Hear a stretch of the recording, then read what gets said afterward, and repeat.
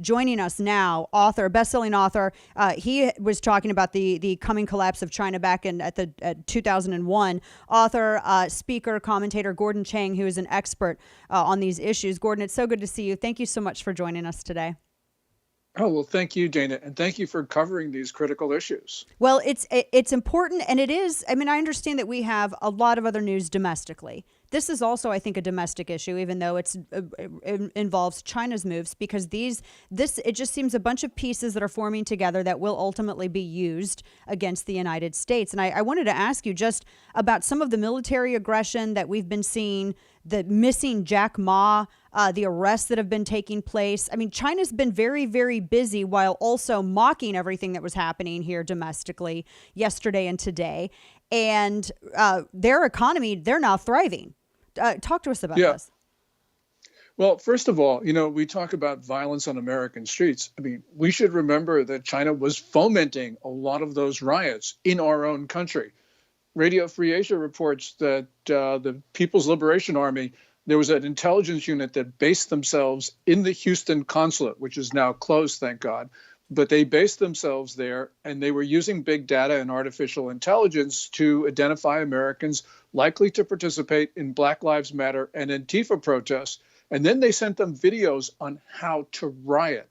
That's more than just subversion, Dana. That's an act of war. There are other suspicious reports, including Chinese protesters 1 block north of the White House on the night of May 31st, June 1st, were actually acting in coordination and were indeed overheard talking about Chinese government getting them on the streets. Now, those reports are unconfirmed, but they do mirror things that we heard about Chinese protesters in Los Angeles and other Southern California locations. So we talk about riots on our streets. We talk about all of this unrest. Well, China's had a big hand in this. Yeah, and it seems, is this kind of any evolution for them in terms of this kind of hostility? Because we've always talked about the hacking and the big tech as it relates to China, but this is like a psychological operation. No, you're absolutely right about that. I mean, in the past, China's always expressed hostility towards the United States. But what we saw this year in terms of Chinese fomenting violence, China interfering in our elections, this was unprecedented. They took this to a new level. We always talked about, Russia, Russia, Russia in the 2016 campaign. Well, what China did this time around was so much greater than Russia. And just to give you one example, China's fake accounts were just unprecedented. Twitter in June took down 174,000 fake Chinese accounts. And that's just unbelievable. And of course, they have accounts on YouTube, Facebook, all the rest of it. So basically, Beijing was in our election trying to overthrow the U.S. government and also trying to make sure that President Trump was not reelected. While they're also blocking entry to World Health Organization teams investigating the origin of the coronavirus. And this is just, it doesn't seem there to be a lot of objection over this from other countries. Talk to me about this, because I don't think that this is ever going to happen. I don't think their visas will ever be approved. Yeah. Dr. Tedros, the Director General of the WHO, is in China's pocket. So it was really extraordinary a couple of days ago when he openly complained about Beijing not giving visas to WHO medical investigators. And as Matt Pottinger, the Deputy National Security Advisor, told the British parliamentarians at the end of last month, look, the most likely source of the coronavirus infection was the Wuhan Institute of Virology, which means that this was essentially an engineered bug. Also, we know what China did to whatever the source of the coronavirus. We know that Beijing took steps deliberately to spread this disease beyond China's borders. They did that by lying about contagiousness. They did that also by forcing countries to accept arrivals from China when they were locking down their own country.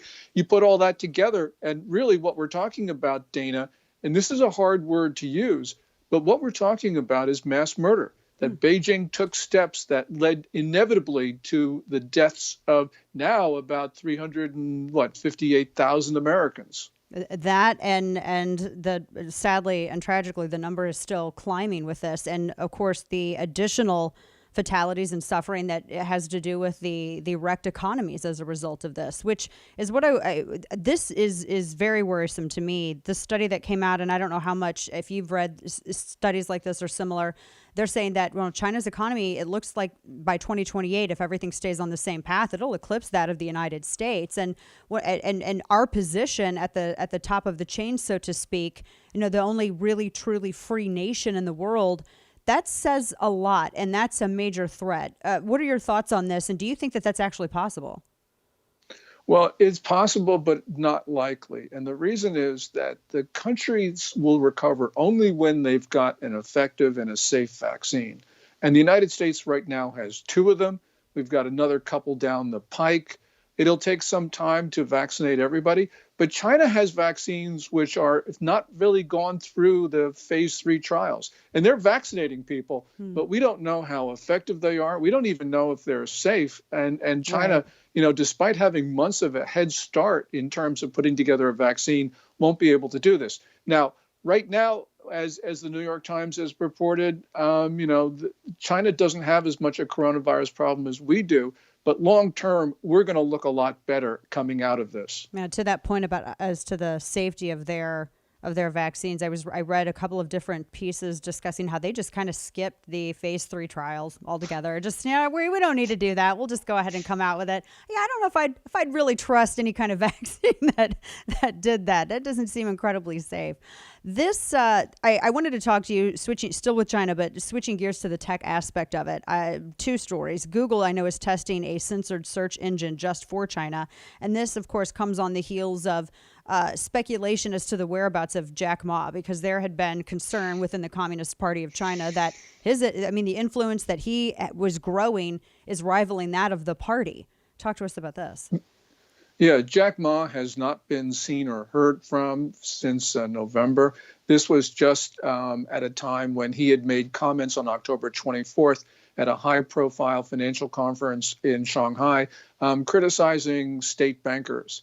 And after that, they pulled his Ant Group IPO, initial public offering, which was scheduled to be the biggest in the world. And Jack Ma has now disappeared. What's really important about this story is that right now at the top of the Communist Party, there does seem to be turmoil. So, for instance, in the last 3 or 4 days, they announced that they are going to execute a senior Chinese government official. Also, and more significantly, as of the first of this year, China's military has taken over a lot of the civilian policymaking. And that means as political turmoil. Premier Li Keqiang has sort of lost his position in the government. Normally, he would be considered the number 2 in China. But now it looks like generals and admirals, along with Xi Jinping, will be running the country. And that's, of course, a problem for all of us. And that's why I think Jack Ma, has been disappeared, because there is this infighting at the top of the political structure in China. Is he alive, do you think? I think so. And I actually think there have been a lot of Chinese entrepreneurs who've disappeared.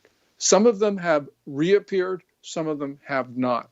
My guess is that Jack Ma will reappear, but he will reappear and he'll say something like, he'll confess his sins in public, which is what the Communist Party wants to do.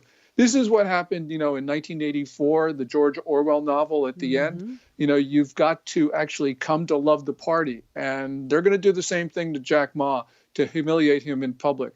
That's my guess. But clearly what we're seeing right now, and we don't know exactly what's going on at the top of the Communist Party because it's an opaque political system, but we do know that there are real problems, which means that probably Jack Ma is going to be out of circulation for at least a little bit more. Wow, it's just terrifying to realize that 1984 essentially was a prophecy. It's real life, especially when you look at the way that China is handling this. Really going into the new administration, the certification, electoral votes were certified, and for all intents and purposes, the Biden administration is going to be taking over at the end of the month. What are your thoughts as to how their dealings with China? How is this going to happen? I know that there's questions about the Biden family and their relationships with China, but a lot of people, and I think even some Democrats, they're a little bit shaky in their faith as to how they're going to handle that big threat developing. Yeah, this is a concern. And there are a lot of reasons to be concerned about Biden. One of them is that, first of all, every new president gives China a grace period. President Trump did. But 2021 is not 2017, and we don't have a moment to lose because Beijing has been really hitting us hard. Also, Biden comes into office with a view which is outdated. This is this notion of engagement, that it is in the interest of the United States to support the Communist Party. That obviously is wrong, but Biden still holds to those views. Also, we know that John Kerry, the climate czar, is going to basically believes that the climate is so important that it really that our competition with China's moves against us really don't matter. That all we have to do is just sort of come to an enhanced climate arrangement. Well, they could bargain away important American protections because of that. And then there's Hunter Biden, and there's a lot of other things to be concerned about. So China's going to push Biden hard because they believe they've got the advantage, which means Biden, if he doesn't defend us, is going to put our country on the back heels almost immediately. Oh boy, a lot to be worried about here. And we're just in the first couple of weeks of 2021. We all had such high hopes for this year, Gordon. It's good to see you. Gordon Chang, always appreciate your time and expertise. It's incredibly valuable. Thank you so much.